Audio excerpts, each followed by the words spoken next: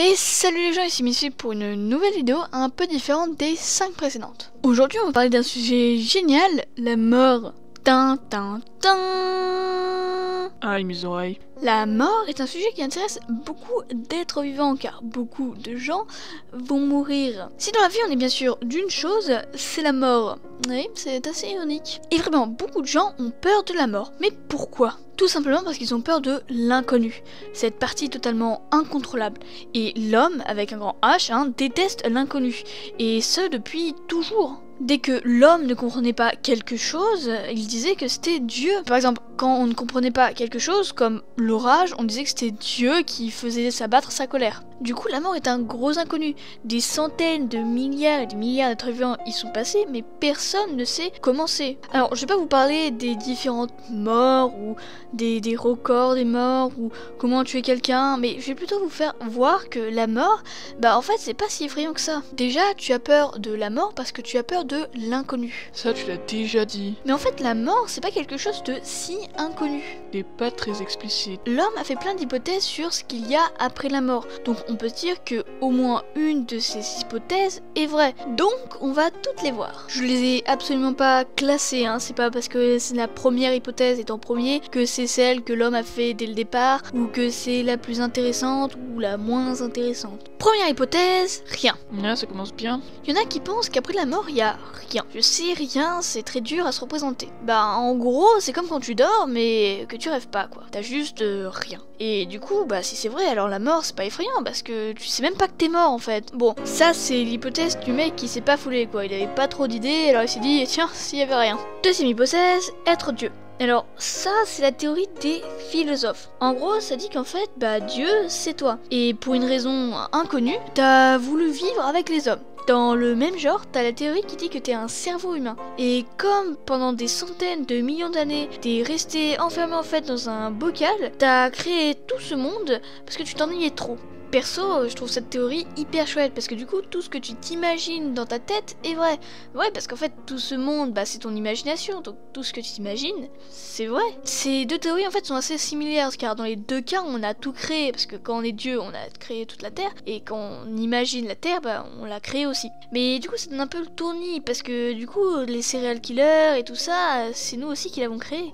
Mais du coup, dans ces deux théories, on peut pas avoir peur de la mort, parce que du coup, quand on meurt, soit on réalise qu'en fait, on est Dieu, soit on va se recréer un monde. En fait, on reboot, quoi. C'est un peu comme quoi en la réincarnation. Ah tiens d'ailleurs, la troisième théorie, la réincarnation. Magnifique ta transition. Il y en a qui pensent que quand on meurt, et après, on renaît. En général, c'est les bouddhistes qui pensent ça. Bon, il paraît que c'est vachement plus compliqué. Mais pour simplifier, on va dire que quand tu meurs, et après, tu revis. Donc la mort, en fait, c'est la vie. Et comme t'as pas peur de la vie, et du coup, t'as pas peur de la mort. Quatrième théorie, la mythologie grecque. C'est pas une théorie ça? Les Grecs, dans l'Antiquité, pensaient que avant d'enterrer le mort, il fallait poser soit 2 pièces d'or sur les yeux, soit 1 pièce dans la bouche, puis ensuite l'enterrer. Comme ça, il va utiliser cet argent pour traverser un des 5 fleuves des enfers pour aller là où vont les morts. Alors, je vais pas vous parler de toutes les croyances de toutes les religions parce qu'il y en a beaucoup trop, mais celle-là est assez marrante car pour eux, même la mort est payante. Mais en gros, au final, les héros vont dans une sorte de paradis, les méchants au tartare et les autres, comme vous et moi, perdent leur mémoire. Cette mort n'est sûrement pas valable vu que plus personne ne croit à la mythologie grecque. Alors pourquoi est-ce que t'en parles? Parce que j'aime la mythologie grecque. Et cinquième et dernière théorie, les religions. Alors je sais, j'en ai déjà parlé, mais là je vais parler en gros des 3 principales. Ouais, mais le bouddhiste aussi fait partie de l'une des religions principales.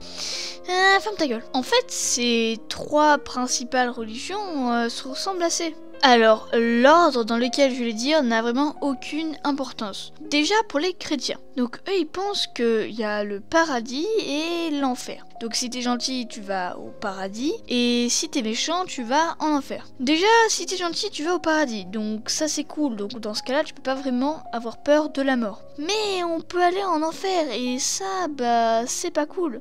C'est dans ce cas-là qu'on peut vraiment avoir peur. Mais pour les chrétiens, l'enfer est juste un lieu de passage pour expier tes fautes. Donc en gros, tu y restes pas toute ta vie.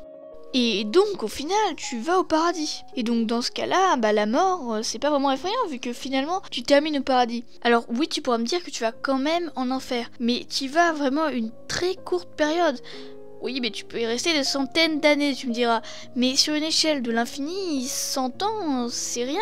Les musulmans, eux, pensent que ton âme sort de ton corps et que tu attends le jugement dernier. En gros, tu deviens un fantôme, quoi. Et ça, c'est hyper cool, quoi. En gros, tu fais ce que tu veux. Aller au cinoche gratis, lire gratis, etc. Tu me diras, ouais, mais t'as pas de potes. Bah si, vu que t'as plein d'autres fantômes. Et tu peux revoir des membres de ta famille, de vieux amis, etc. Donc, c'est chouette. Et les juifs, c'est soit tu vas au paradis, soit t'es un fantôme. Donc là, en gros, on a vu toutes les morts imaginées. Et en fait, il y a beaucoup de chances pour que ce soit l'une d'elles. Donc, conclusion, on sait ce qu'il y a après la mort. Ou plutôt, on a beaucoup d'hypothèses. Et donc, beaucoup de chances que ce soit au moins une de ces hypothèses. Statistiquement parlant, on a beaucoup de chances pour que ce soit au moins une de ces hypothèses. Donc, vous voyez, la mort, finalement, bah, c'est pas si effrayant.